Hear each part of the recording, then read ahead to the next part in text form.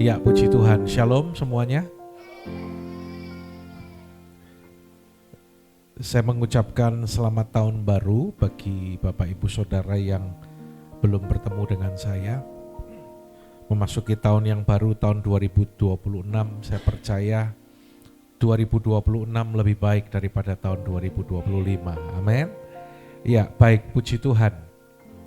Sesuai dengan tema yang Tuhan berikan bagi gereja kita lewat Bapak Rohani kita Pak Niko, bahwa 2026 adalah tahun amanat agung, ya. 2026 is the year of the Great Commission. Kita akan melihat nats kita dari Matius pasal yang ke-28 ayat 18 sampai ayat yang ke-20. Kelihatan ya? Tutupan. Apa minta tolong Tasya ini dipinggirin aja, kan gak nyala ya, taruh di kursi situ. Matius 28 ayat 19 sampai ayat yang ke-20. Yesus mendekati mereka dan berkata kepadaku telah diberikan segala kuasa di sorga dan di bumi. Karena itu pergilah, jadikanlah semua bangsa muridku, dan baptislah mereka dalam nama Bapa dan Anak dan Roh Kudus. Dan ajarlah mereka melakukan segala sesuatu yang telah kuperintahkan kepadamu, dan ketahuilah aku menyertai kamu senantiasa sampai kepada akhir zaman. Katakan amin. Dalam Matius pasal yang ke-24 ayat yang ke-14 juga dikatakan demikian. Yuk baca sama-sama dengan keras. 2, 3. Dan Injil kerajaan ini akan diberitakan di seluruh dunia menjadi kesaksian bagi semua bangsa. Sesudah itu barulah tiba kesudahannya. Ya. Setiap kali kita membaca Matius 24 ayat yang ke-14 ini, rasanya kita diingatkan bahwa hari-hari menjelang kedatangan Tuhan itu sudah semakin dekat. Kalau Injil diberitakan ke seluruh dunia, menjadi kesaksian bagi semua bangsa, sesudah itu barulah tiba kesudahannya. Kita rindu Tuhan Yesus segera datang menjemput kita. Amin. Dunia semakin tidak baik. Kemarin di doa pengerja di Sentul, Pak Niko juga katakan 2026 tidak lebih baik dari 2000. Bukan jaminan, artinya kesulitan itu ada di 2026.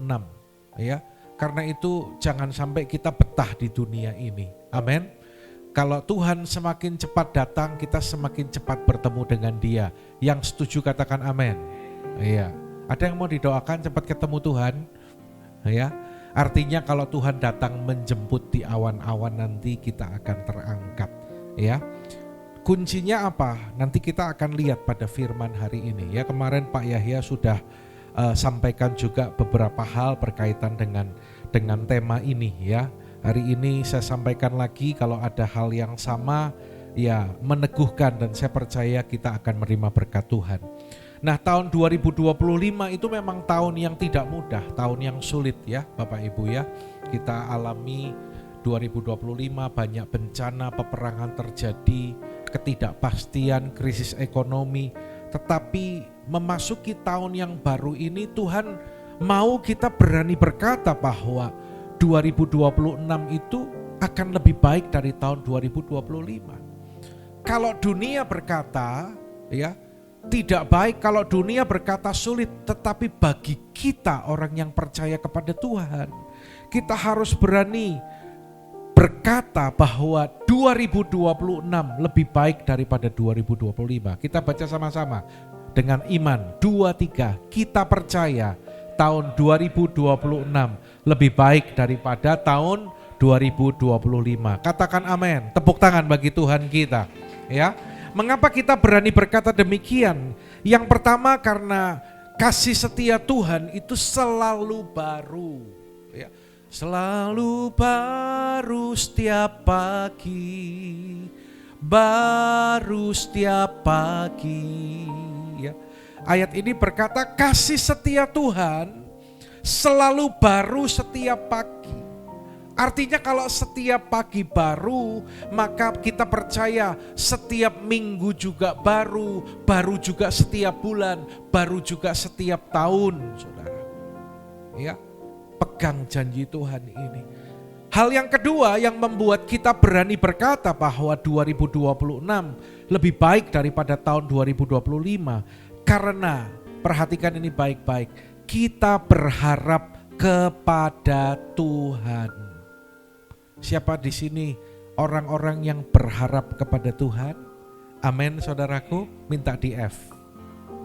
Orang yang berharap Tuhan diperbarui kuatnya, terbang naik dengan sayap Raja Wali.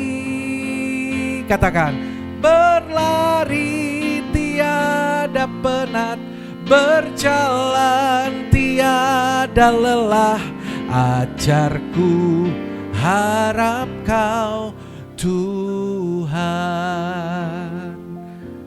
Tahun ini lebih baik dari tahun yang lalu karena kita berharap kepada Tuhan. Dan alasan yang ketiga adalah karena ada janji Tuhan bagi kita yang hatinya melekat dan intim dengan Tuhan. Ayat pada Mazmur 91 ini setiap minggu kita baca, kita declare sampai 3 kali ya, di morning call kan kita baca ini, kita perkatakan ini ya. Saya berharap, oh ya sayangnya di sini juga tidak semua ikut morning call. Tapi sebenarnya kalau Anda tidak bisa ikut morning call pagi hari lewat Zoom, kita juga sediakan di YouTube ya. Saya selalu ajarkan demikian. Ada yang enggak bisa gitu ya, jemaat di Wonosobo. Saya bilang enggak apa-apa, wong pagi itu ya ada yang nganter anak sekolah ya. Kak Devi ini jelas enggak bisa karena nyiapin apel ya, terus berangkat kerja ya. Tapi tetap ikuti, denger ya.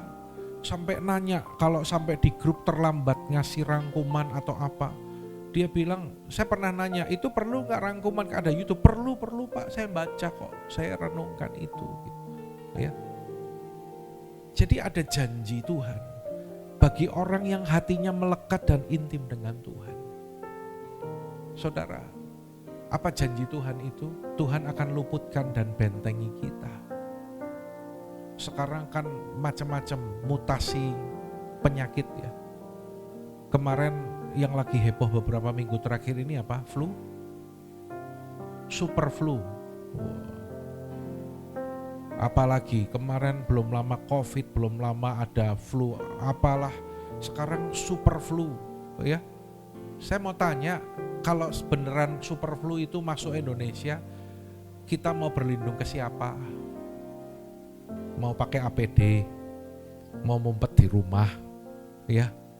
Jawabannya adalah hanya Tuhan yang bisa meluputkan dan membentengi kita. Ya. Dari sakit penyakit, dari panah api si jahat, dari jerat penangkap burung, dari kedahsyatan malam.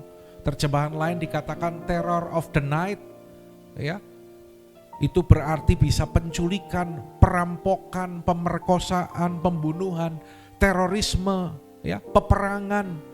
Itu janji Tuhan bagi orang-orang yang hatinya melekat. Dan Tuhan juga akan menjawab ketika kita berseru pada masa kesesakan. Ada janji Tuhan ini. Jadi dalam kesesakan engkau tidak sendiri, tetapi Tuhan katakan aku akan menjawab. Ya. Tuhan akan memuliakan kita, memberikan panjang umur dengan berkat yang melimpah. Dan Tuhan akan memberikan keselamatan bagi kita. Yang percaya katakan amin. Ya. Tuhan enggak tanya kok, apa pelayananmu? Tuhan enggak lihat apa aktivitas rohanimu, tetapi hari-hari ini yang menjadi ukuran atau indikator bagi Tuhan, dengar baik-baik, bagaimana hubungan pribadi kita dengan Tuhan. Kalau kita menjadi pribadi yang intim dan melekat, janji Tuhan itu menjadi milik kita. Katakan amin. Dan yang keempat, mengapa kita berani berkata tahun 2026 lebih baik daripada tahun 2025? Karena sama-sama baca dengan suara keras, 2, 3. Karena kita memasuki tahun 2026, tahun amanat agung. Tepuk tangan buat Tuhan kita, saudara. Yang semangat, tepuk tangan buat Tuhan kita. Ya, kenapa? Karena Tuhan berkata, pergi jadikan semua bangsa muridku.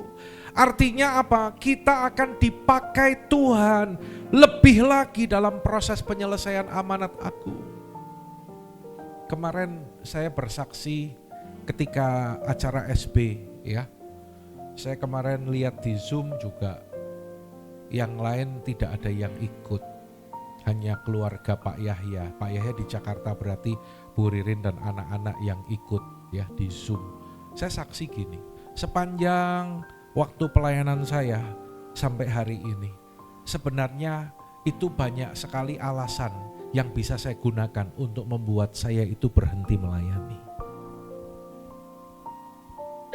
Tapi saya mengambil keputusan untuk tidak mau berhenti melayani. Ya, kalau kita sampai berani mundur, Ibrani 10 ayat 38 berkata, orangku yang benar akan hidup oleh iman, dan apabila ia mengundurkan diri, aku tidak berkenan kepadanya. Kita kan mau berkenan sama Tuhan. Ya. Sia-sia dong apa yang saya lakukan kalau saya berhenti, saya menyerah. Tapi kita harus terus bergerak mengikuti Tuhan sampai Tuhan datang menjemput kita. Dan 2026 ini Tuhan katakan ini adalah tahun amanat agung. Kita akan dipakai Tuhan. Ya. Tangkap ini baik-baik. Tadi saya menyiapkan materi yang lain, tetapi dalam doa pujian tadi di sana Tuhan ingatkan satu kalimat aja buat saya. Goal kita jadi orang Kristen itu apa sih? Goal kita adalah menjadi murid Kristus. Nanti ada di bagian depan, di bagian belakang nanti di khotbah ini ya. Nah, sekarang berbicara amanat agung. Amanat agung itu dipopulerkan oleh Hudson Taylor, seorang misionaris yang melayani ke daratan Cina pada abad 19. Ada satu kutipannya yang terkenal. Yuk baca sama-sama yang warna biru. Ya, 2, 3. Amanat agung bukanlah sebuah pilihan untuk dipertimbangkan, melainkan sebuah perintah untuk ditaati. Ya. Bukan pilihan, mau enggak ya, dilakukan enggak ya, bukan dipertimbangkan gitu, tetapi sebuah perintah untuk ditaati. Dan bukan sekedar perintah, tetapi ini berbicara sebuah pengutusan yang diperlengkapi dengan kuasa dan otoritas ilahi. Tadi kan ayat tadi berkata, Yesus mendekati mereka dan berkata, kepadaku telah diberikan segala kuasa di sorga dan di bumi, karena itu pergilah jadikan semua bangsa murid. Nah, saya mulai masuk ya, ketika Pak Niko selalu mengaitkan ya dan berbicara tentang tahun 2023. Jadi setiap kali kita berbicara tentang amanat agung next, maka kita juga diingatkan tentang tahun 2033. Pertanyaannya gini, ada apa dengan 2033? 2033 itu adalah peringatan 2000 tahun Tuhan Yesus disalib, mati, bangkit, dan naik ke sorga. Lalu juga peringatan 2000 tahun pencurahan Roh Kudus, yang berarti ulang tahun gereja yang ke-2000. Lalu peringatan 2000 tahun dimulainya amanat agung. Sampai di sini semua menangkap dengan baik, amin. Yang menangkap katakan amin. Ya. Nah, tapi beberapa waktu terakhir ini Tuhan tuh berbicara lebih jelas lagi kepada gerejanya, juga lewat organisasi kekristenan yang punya visi yang sama dengan Pak Niko, dengan Bapak Rohani kita, yaitu apa? Perhatikan ini baik-baik. Target penyelesaian amanat agung adalah tahun 2033. Kaitkan dengan Matius 24 tadi ya. Dan Injil Kerajaan ini akan diberitakan menjadi kesaksian bagi segala bangsa, dan sesudah itu diberitakan sampai ke seluruh bumi, barulah tiba kesudahannya. Target Injil itu diberitakan, itu 2033 ini. Ya, dengan kata lain, jika amanat agung selesai, maka sesudah itu barulah Tuhan Yesus datang kembali. Kata sesudah itu tidak ada seorang pun yang tahu. Ya, bisa 1 hari, bisa 1 minggu, bisa 1 tahun, 1 bulan, 1 tahun, atau beberapa tahun. Tapi yang jelas, waktunya sudah tidak terlalu lama lagi. Sudahkah kita siap sedia menghadapi datangnya Yesus kelak kembali untuk mengangkat kita semua yang sungguh-sungguh berharap padanya. Ini lagu ini mengingatkan kita loh, sudah enggak kita? Sudah siap belum kita untuk nyambut Yesus, menyambut kedatangan Tuhan? Ya. Jadi nanti apa yang terjadi ketika Yesus datang?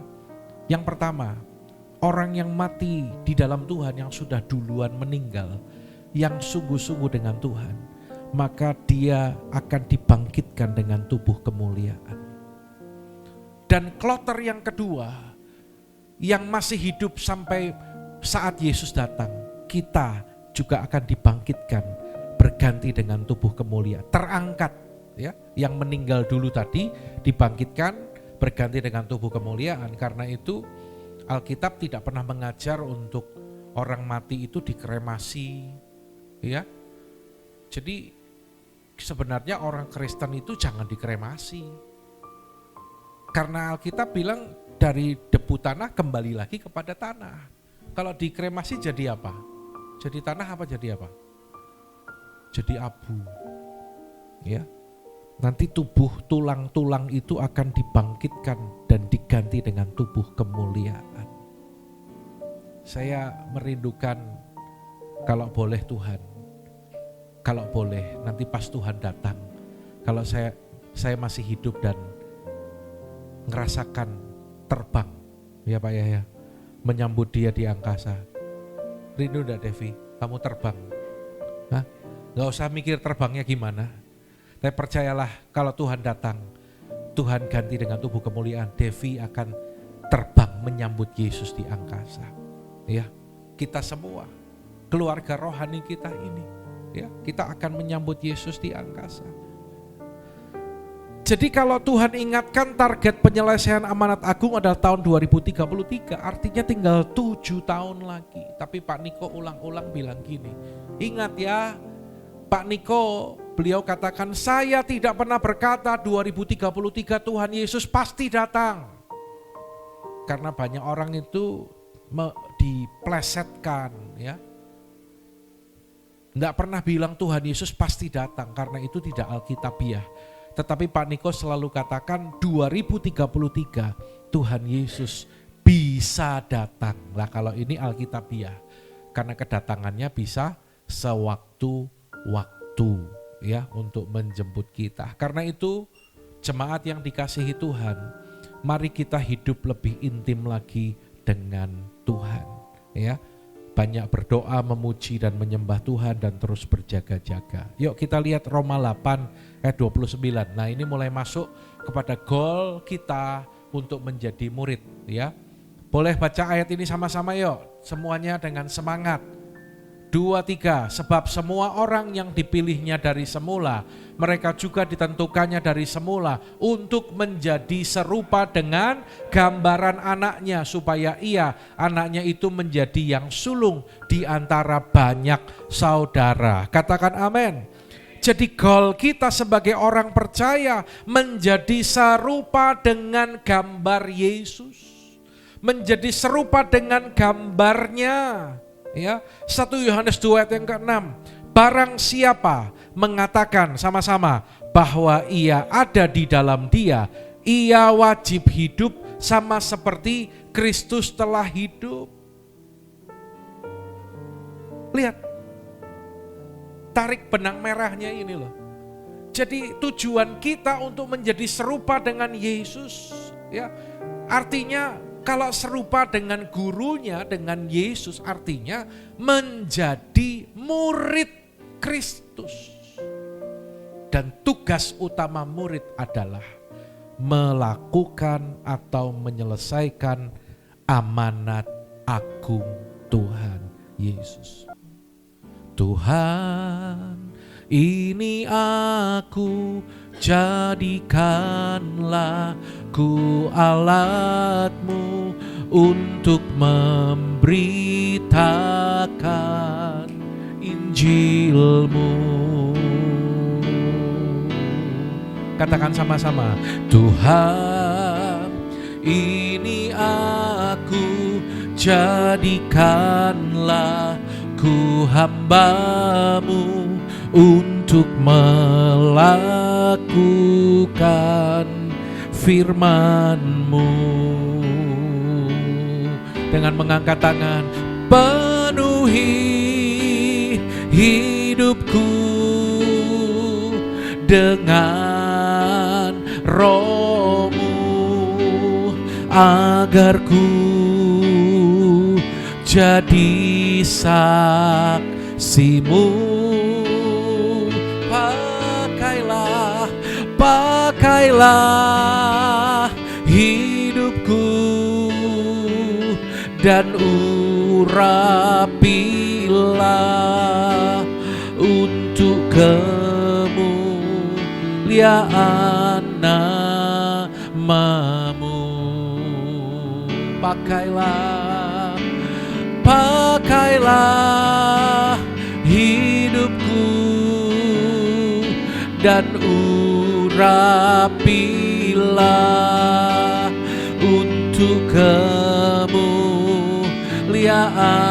Sekali lagi katakan, yang mau dipakai Tuhan, pakailah hidupku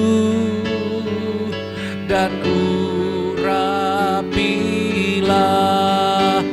untuk kemuliaan nama-Mu. Tepuk tangan bagi Tuhan kita, lebih lagi bagi Dia, haleluya. Ya, jadi mari kita belajar, tangkap ini baik-baik, bahwa goal kita adalah menjadi murid Kristus. Kemarin malam saya jemput Pak Renhat di gereja, Pendeta Renhat melayani di Wonosobo hari ini, dan saya antar ke tempat nginep. Jadi saudara kita di Wonosobo itu ada yang punya rumah itu dijadikan homestay, Pak Nelson, Pak. Satu kali kalau ke Wonosobo nginep sana ya.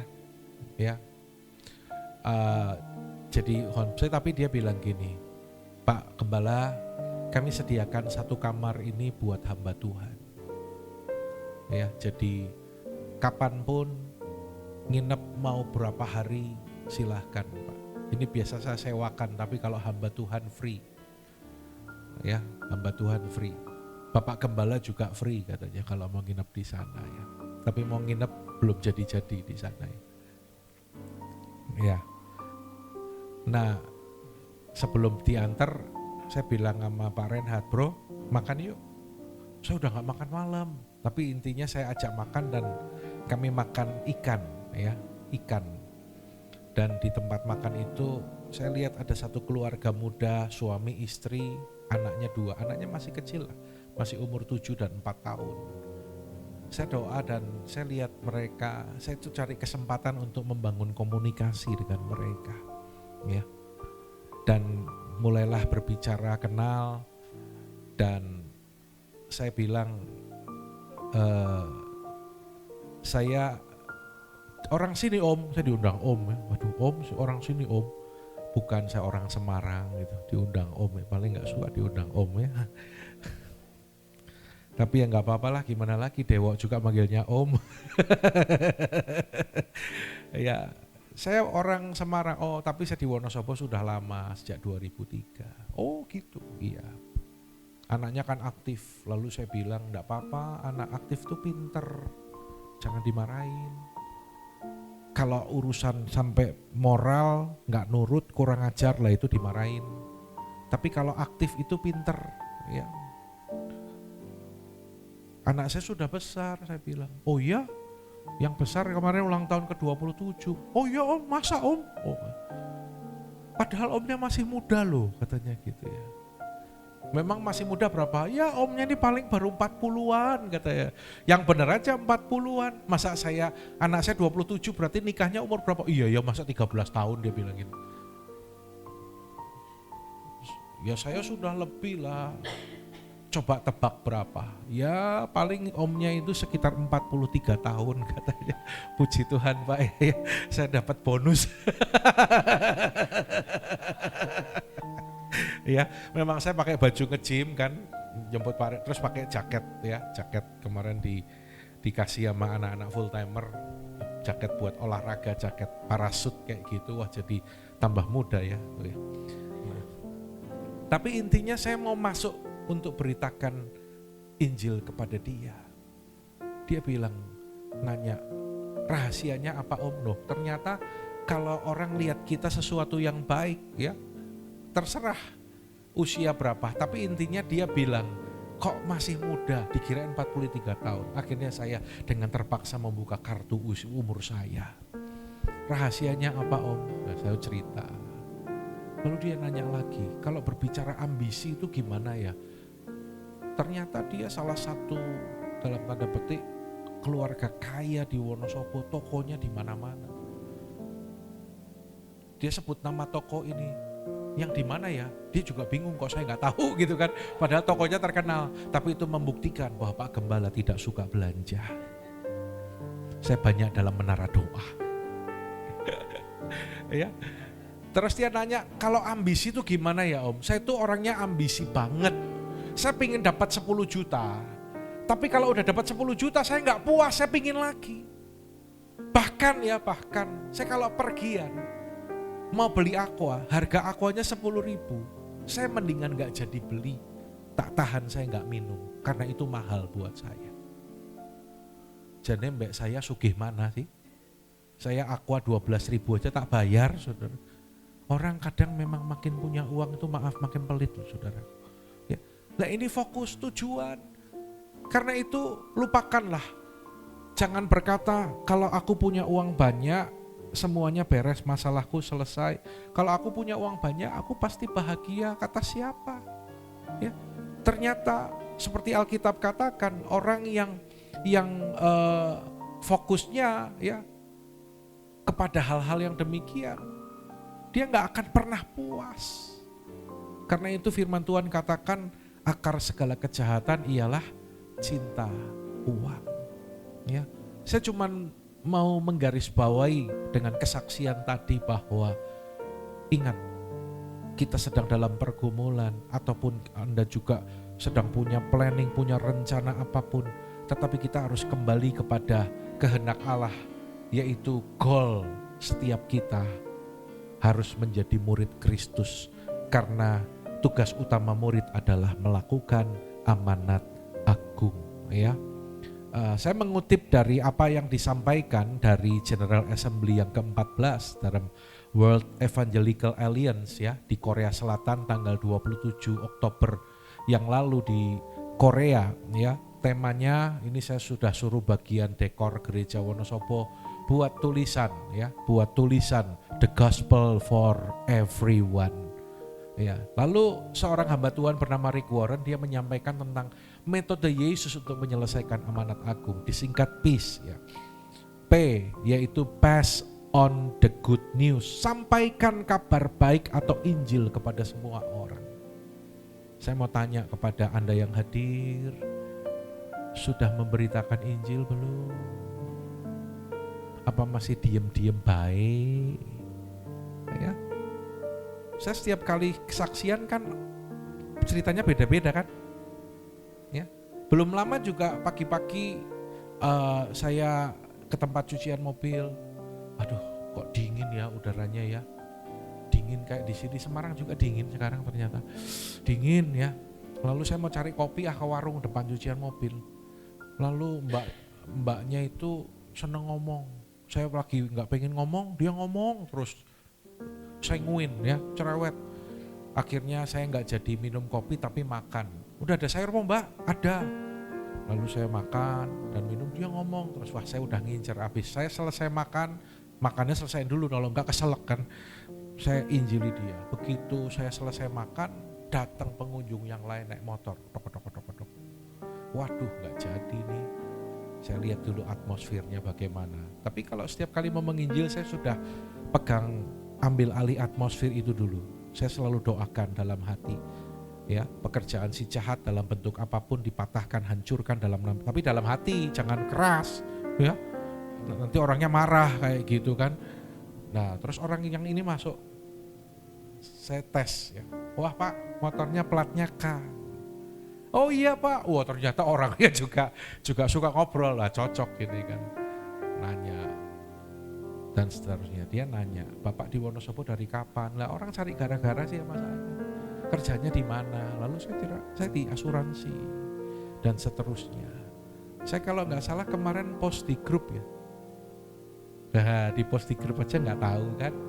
Nah, wes grupnya ditutup ya, ya, saya rekam pakai voice note, ya. Tujuannya supaya nginjil itu tuh sederhana, gampang, ya. Ayo sampaikan kabar baik kepada semua orang.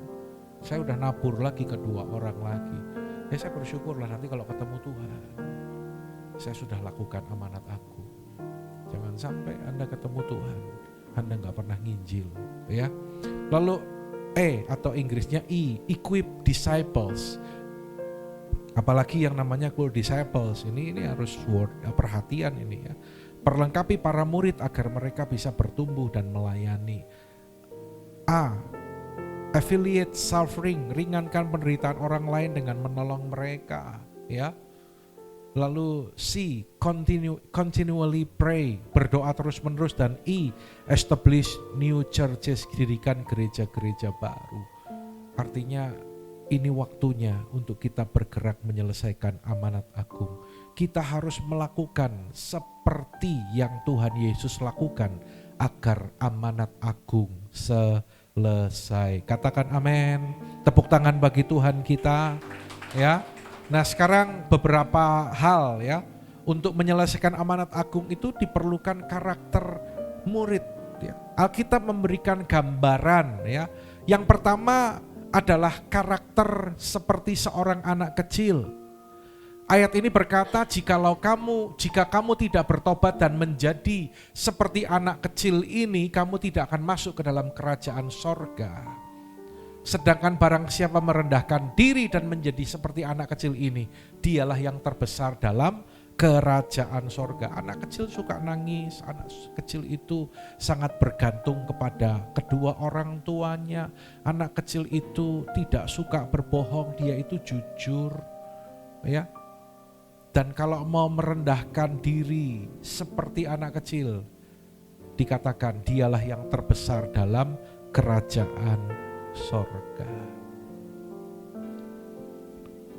Ada orang tua begitu ada tamu di depan rumah, dia langsung panggil anaknya, "Psst, sini, kamu keluar ya, bilang sama om yang di depan. Kalau nanya papa mama, bilang papa mama lagi pergi."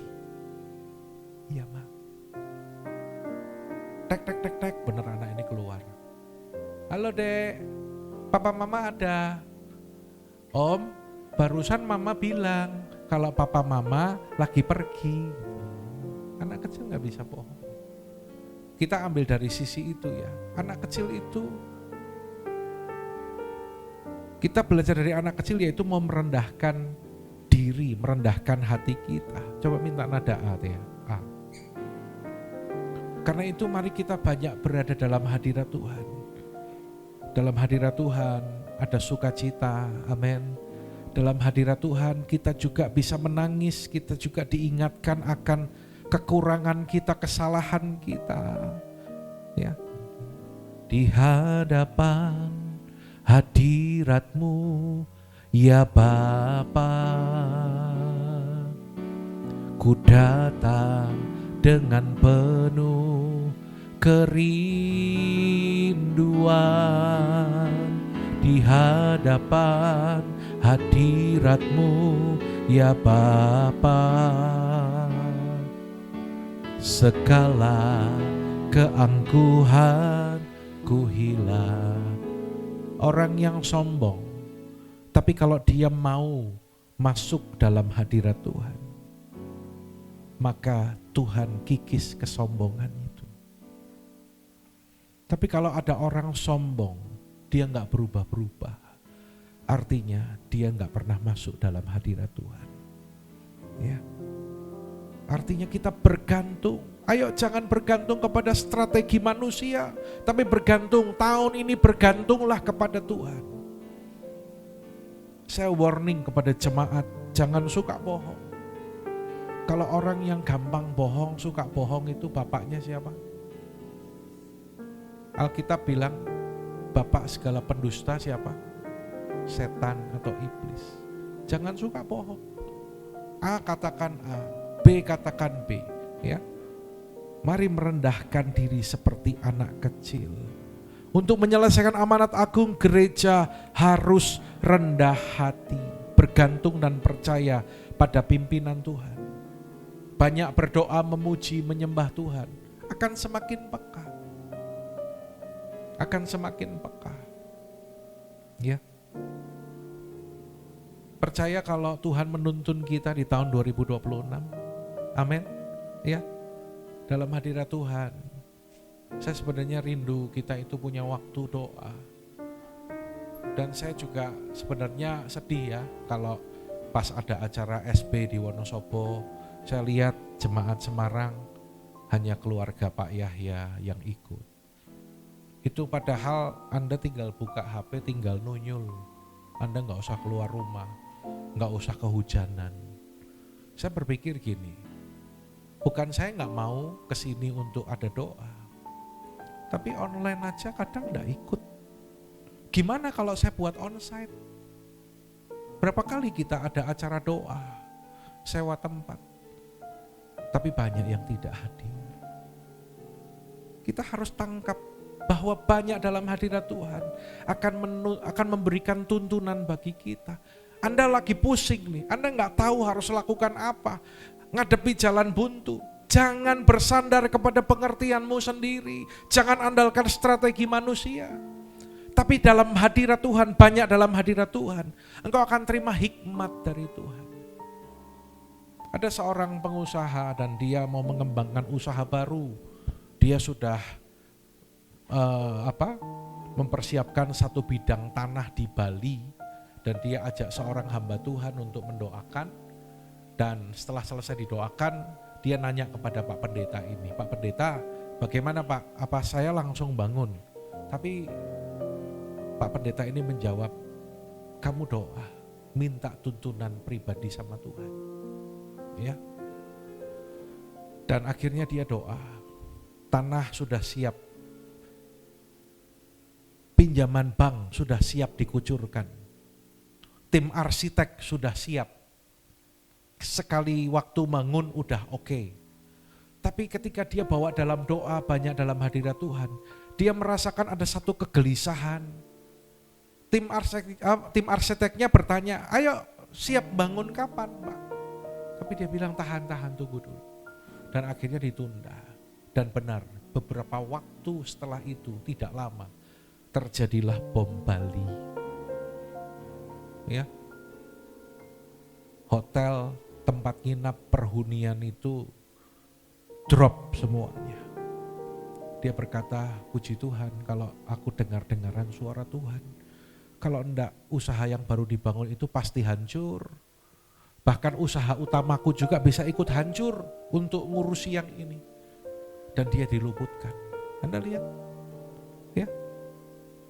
Orang yang mengandalkan Tuhan, banyak dalam hadirat Tuhan, Tuhan meluputkan dia. Dan beberapa tahun setelah itu, situasi kembali pulih. Dan dia mendapatkan tempat di tempat yang lain, di area yang lain. dan dia bangun tempat nginap.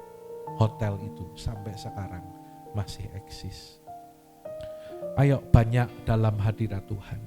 Dan kita sebagai gereja juga, kita harus berkolaborasi ya dengan orang lain, dengan gereja-gereja lain. Yang kedua, untuk menyelesaikan amanat agung diperlukan karakter seorang prajurit. Katakan prajurit. Ayo baca ayat ini dengan suara keras. Ya, baca dengan suara keras. 2, 3, seorang prajurit yang sedang berjuang tidak memusingkan dirinya dengan soal-soal penghidupannya, supaya dengan demikian ia berkenan kepada komandannya. Perhatikan ini. Tidak memusingkan dirinya dengan soal-soal penghidupannya. Kita punya persoalan. Setiap kita pasti punya masalah kan? Namanya hidup di dunia punya persoalan dan masalah. Ini bukan berarti kita nggak boleh punya urusan, kita nggak boleh bekerja ya, atau yang lain, enggak. Tetapi yang Tuhan ingatkan adalah jangan sampai masalah dalam kehidupan sehari-hari itu menghambat kita untuk fokus kepada panggilan utama kita sebagai murid Kristus untuk menyelesaikan amanat agung. Nangkep ya sampai di sini ya. Amin. Ya. Jadi kita punya pekerjaan, kita punya planning, kita punya apapun, tetapi masalah dalam kehidupan sehari-hari tidak boleh menghambat fokus kita. Sampai akhirnya lupa, sampai akhirnya kendor. Dan di tahun amanat agung ini, iblis juga akan lebih keras lagi berusaha untuk mengalihkan perhatian kita. Hati-hati, jangan mau dialihkan. 1 Yohanes 2 ayat 16 berkata, sebab semua yang ada di dunia ini yaitu keinginan daging, keinginan mata, serta keangkuhan hidup bukanlah berasal dari Bapa. Hati-hati, jangan kita terjebak dengan keinginan daging, keinginan mata, keangkuhan hidup. Berarti nggak boleh ini itu Pak? Boleh, bukan nggak boleh. Tapi uji tesnya gimana? Itu keinginan atau itu kebutuhan. Sekecil semurah apapun kalau itu keinginan, skip. Tapi semahal apapun kalau itu kebutuhan, lakukan. Ya, jangan orang pakai itu, pingin pakai itu. Orang seperti ini, kita pingin seperti ini, gitu. Ya, fokus. Ada 104 ayat yang berbicara tentang kesombongan, ya. Kalau nggak percaya, nanti tolong kamu cari ya, Dewo. Kalau udah laporan ya. Bener nggak 104 ayat di Alkitab tentang kesombongan? Lihat ayatnya satu-satu. Amsal 6 ayat 16 sampai 19 ya. Hati-hati ini ya. Lalu di Amsal 16 ayat 18, kecongkakan mendahului kehancuran ya. Dan tinggi hati mendahului kejatuhan. Lalu Yesaya 13 ayat 11 bagian B ya. Hati-hati tadi dengan keinginan daging, keinginan mata dan keangkuhan hidup tadi ya. Kesombongan orang pemberani akan kuhentikan dan kecongkakan orang gagah akan kupatahkan. Barang siapa meninggikan Matius 23, barang siapa meninggikan diri akan direndahkan dan barang siapa merendahkan diri ditinggikan. Yakobus 4:6. Tetapi kasih karunia yang dianugerahkannya kepada kita lebih besar daripada itu. Karena itu ia katakan, perhatikan ini, Allah menentang orang yang congkak tapi mengasihani orang yang rendah hati. Dalam terjemahan yang kedua, terjemahan baru yang kedua, tetapi Allah memberi anugerah kepada orang yang rendah hati. Karena itu Tuhan bebaskan kita dari hal-hal ini dengan cara bagaimana? Hari-hari ini banyak anak-anak Tuhan, bahkan hamba-hamba Tuhan, ada next gak? Yang dilemahkan oleh Tuhan. Ya. Ada orang yang sudah sungguh-sungguh, kayak yang tadi saya cerita ya, ketemu orang, wah kelihatan banget ini fokusnya masih dunia banget gitu ya. Sampai aqua 10.000 aja gak mau beli ya. Padahal duitnya banyak, tokonya banyak ternyata Kak Ririn. Ya, saya begitu tahu, oh tadi bawa cerita, Pak itu tokonya banyak Pak di World. Ya Allah, saya bilang kayak gitu kok dia cerita gak jadi beli aqua ya sama saya ya. Tapi saya tahu gak kebetulan karena saya sudah punya nomornya dan saya akan follow up dia. Ya. Dan saya membayangkan ketika dia mau sungguh-sungguh ikut Tuhan, dia harus bersedia untuk dimurnikan oleh Tuhan. Itu tidak mudah, saudara. Tidak mudah. Saya melihat dalam perjalanan pelayanan saya, ada orang-orang yang sudah sungguh-sungguh, orang punya, orang kaya, tapi hatinya tertuju sama Tuhan. Mau memberi, mau melakukan firman, mau melayani, tetapi tetap Tuhan katakan, kamu masih ada yang kurang sedikit. Karena itu Tuhan proses kehidupannya. Banyak yang sedang dilemahkan oleh Tuhan supaya kita tidak meninggikan diri. Karena itu Rasul Paulus berkata, ya, Tuhan berkata di 2 Korintus 12 ayat 9 tentang Rasul Paulus itu, ya Tuhan berkata gini, sebab justru dalam kelemahanlah kuasaku menjadi sempurna. Ini perkataan Tuhan kepada Rasul Paulus ketika dia mengalami proses dilemahkan. Sebab itu terlebih suka aku bermegah atas kelemahanku supaya kuasa Kristus turun menaungi aku. Orang yang mau dipakai Tuhan menjadi seperti seorang prajurit harus siap dilemahkan. Ya. Yang ketiga, untuk menyelesaikan amanat agung diperlukan karakter apa saudara? 2, 3, olahragawan. Baca ayat yang ke-27 atau 26 dulu. Sebab itu aku tidak berlari tanpa tujuan dan aku bukan petinju yang sembarangan saja memukul. Tetapi aku melatih tubuhku dan menguasainya seluruhnya supaya sesudah memberitakan Injil kepada orang lain, jangan aku sendiri ditolak. Paulus memang memberikan analogi tentang seorang olahragawan. Tetapi berbicara melatih tubuhku ini berbicara melatih kehidupan kita. Melatih kerohanian kita dan menguasainya. Latihan-latihan seperti ini saudara, ini perlu pengorbanan. Ya, perlu kesungguhan. Supaya apa? Paulus bilang, seorang Rasul Paulus loh saudara ya. Dia sendiri sampai bilang supaya jangan aku sendiri ditolak. Kita kan enggak mau ditolak kan. Ya. Kita mau ada dalam rencana Tuhan di tahun amanat agung ini. Ini yang harus dilakukan.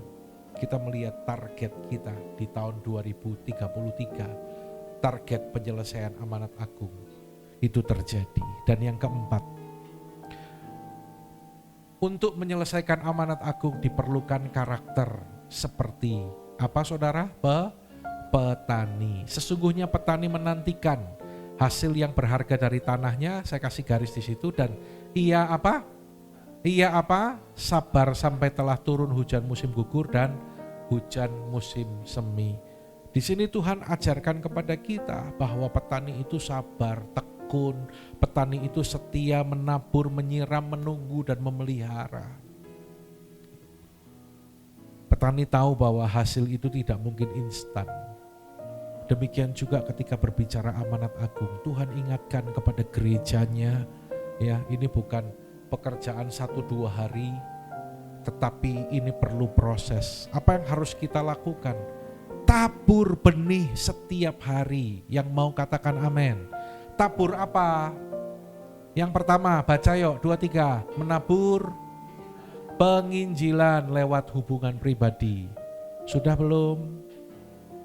Sudah belum? Kalau belum, mulai dilakukan. Ya. Kalau belum, mulai dilakukan. Terus apalagi? Menabur kesaksian lewat pekerjaan dan profesi. Harus berani bersaksi. Lalu menabur tenaga dan waktu untuk pemuridan. Ya ini memang gak mudah ya. Menabur kasih untuk meringankan penderitaan, menabur doa tanpa henti, menabur untuk pendirian gereja-gereja baru. Doakan kita akan segera memulai atau merintis sebuah kul di kota Parakan ya. Udah mulai datang ke sana, kenalan dengan orang-orang, dan ada orang-orang yang punya masalah yang sudah undur dari Tuhan. Kita terus bergerak, dan saya juga berharap pekerjaan Tuhan di Semarang ini juga terus berkembang dan boleh menjangkau jiwa-jiwa di kota Semarang.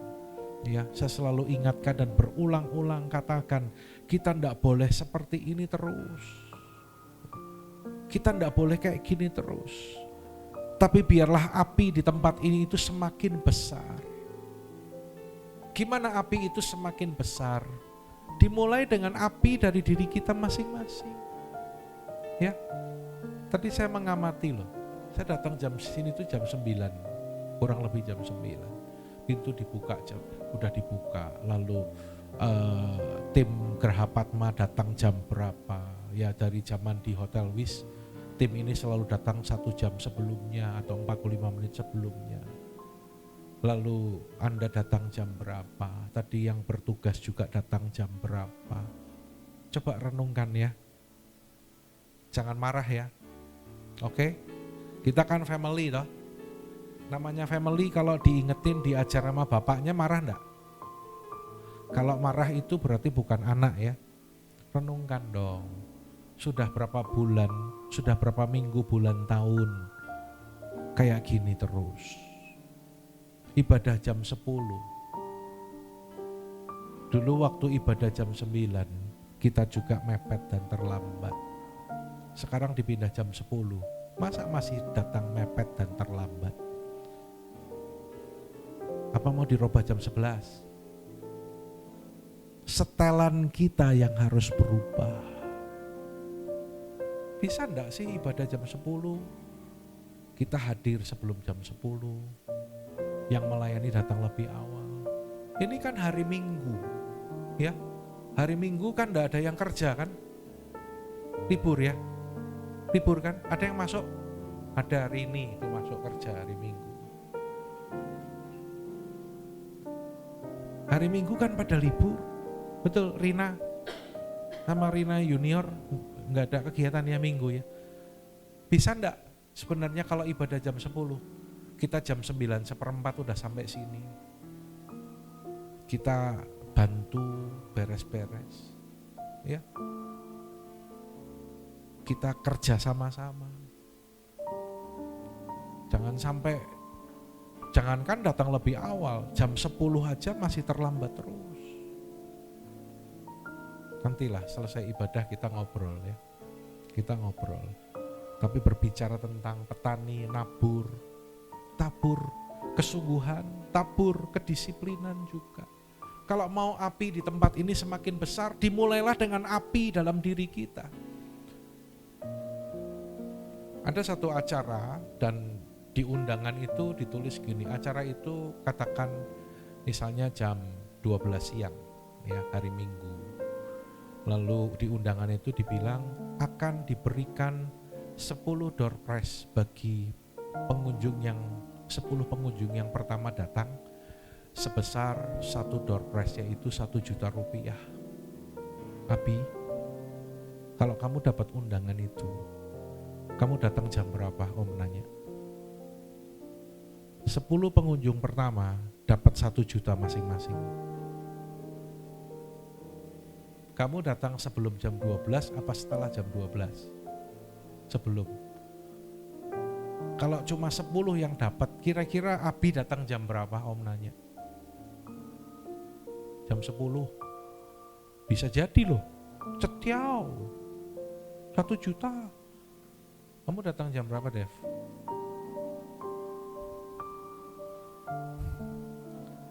Setuju ya? Bener enggak? Ini jujur, ini jawab loh, jawab. Wok, kamu datang jam berapa, Wok? Cetiau loh, cetiau. Lumayan. Buat tambah-tambah beli susunya si kecil. Kamu datang jam berapa, Wok?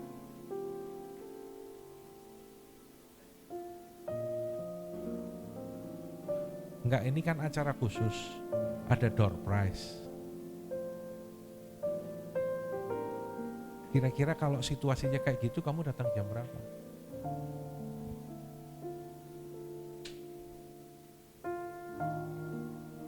datang jam berapa Om?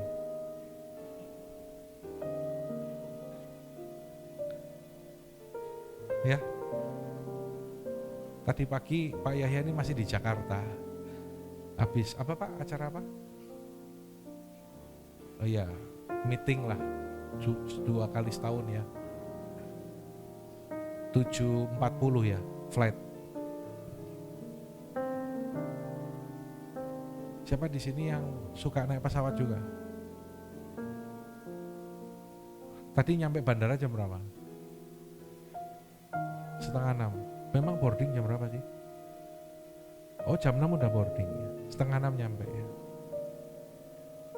Kenapa kau datang 5:30? Kenapa memang kalau telat? Memang kalau ditinggal kenapa? Oh iya, tiketnya angus, gitu. Nangkap ya? Saya pernah nanya sama seseorang, kamu kalau naik pesawat, pesawatmu jam segini, boarding jam segini, kamu datang jam berapa? Ya 2 jam sebelumnya lah Pak. Kenapa? Ya nanti kalau terlambat tiketnya angus. Lalu kenapa kalau angus? Ya saya harus beli tiket lagi. Selalu dikaitkannya untung dan rugi. Kalau rugi ya eman-eman. Nah sekarang saya mau nanya kepada kita semua. Anda merasa ibadah ini sesuatu yang menguntungkan atau tidak? Anda merasa enggak kalau Anda kehilangan waktu 10-15 menit dalam ibadah ini Anda rugi?